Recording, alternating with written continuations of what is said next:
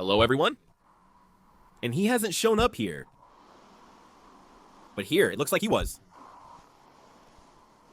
Not here. And not here either. And again, not here. But here I was 100%, and I was here too. This invasion happened last year, and I barely managed to remove the annoying molehills. Here's a new one. In our 10 years in the village, this hasn't happened before. For about 5 years, we saw no moles. Then they appeared occasionally, and I handled them with simple methods. The moles weren't bold and would immediately retreat as if they respected me. Everything was fine until I made 2 new warm garden beds. Who isn't afraid of moles? There's a video link about my garden beds in the description. Watch this video to see how everything turned out easy and simple. The season was coming to an end, and I intensified my efforts. Despite the wave of indignation that swept over me, I restrained myself from resorting to methods of struggle prohibited by the Geneva Convention and used more humane ones. I was very pleased when the mole was caught with the first trap I set. Of course, setting the trap is no easy task. Find the tunnel's direction, dig carefully, set the trap, cover it, watch the flag, but focus on the result. Unfortunately, the next moles refused to go in there. They dug from the right, the left, below, above, and packed the soil inside. It seemed they were avenging the first one, maybe because of the scent of the caught mole. And here comes winter. After publishing the video about the 5 pros and 5 cons of our move to the village, many caring, responsible people reached out and didn't leave me alone with this trouble. Friends, thank you very much. I really appreciate it. People wrote about the effective method of a well-known lawyer from St. Petersburg who successfully used a vibrator. He took a construction vibrator and thoroughly went over all the burrows. Regarding fish and kefir, there were some humorous approaches. Pause and look. And armed to the teeth with information, I began to wait for spring to come, and spring arrived. I also remembered an option suggested by my dad last year. He often rationalizes methods, and his research is usually ahead of its time, making it always applicable, except this time. The only direct enemy of the mole is the smallest predator on the planet, with a very gentle name. At first glance, it's the embodiment of everything cute, but as is often the case, appearances are completely deceiving. The weasel is a formidable enemy to many small animals. Thanks to its miniature size and flexible body, it easily gets into mole burrows and deals with their owners. The weasel is aggressive and bloodthirsty, almost a perfect killer. I've heard that a tiny weasel can even drive a horse half crazy with its tickling. And now you'll see what our garden beds have been turned into by moles that still suspect nothing. Subtitles.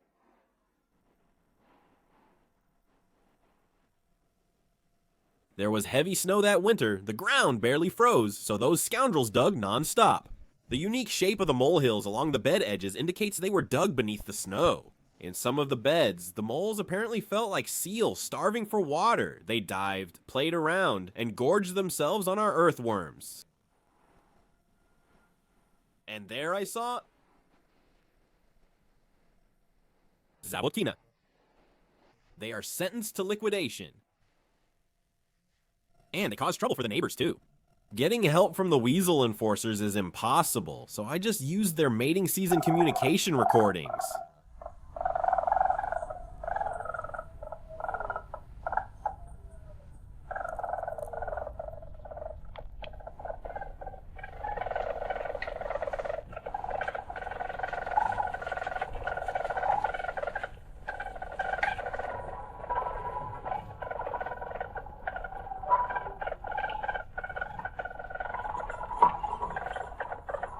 As we can see, the moles didn't instantly leave their burrows, so I looped the recording and played it all evening.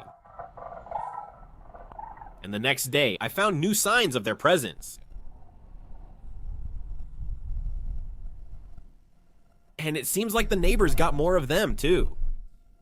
Was it all for nothing?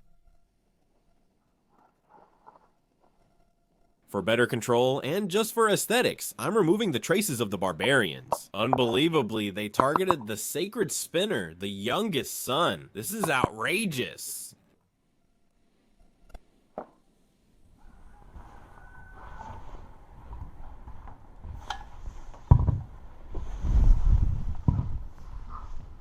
He repeated the sonic attack again. A miracle happened. I haven't seen more moles, just old molehills washed away by rain. I used the sonic treatment for 5 days, starting from 4 or 5 post-meridiem until night, and the last time I left it on all night. Then my dad told me that the English have long been using recordings of weasel sounds to fight pests in gardens and lawns, and with propellers and rattles, they only try to imitate the hissing of this predator. I think nowadays it's easier, like I do, to use a real weasel recording. Maybe that's something we all have in common, those of us who come from the Union. Don't seek easy solutions, instead, shout into the mole's burrow. Mole, mole. Bury ship sirens, cover gardens with underground nets, hide bottles, use a vibrator, and set off firecrackers. A couple of weeks have passed, everything is green now, and so far it's okay. I'm still watching it. No information yet about the neighbor's chickens stopping egg laying. On the downside, on the days the weasel was active, we didn't see any helpful starlings in the garden beds. Try this method and share your results in the comments. If you can't find the weasel recordings, leave your email and I'll send them.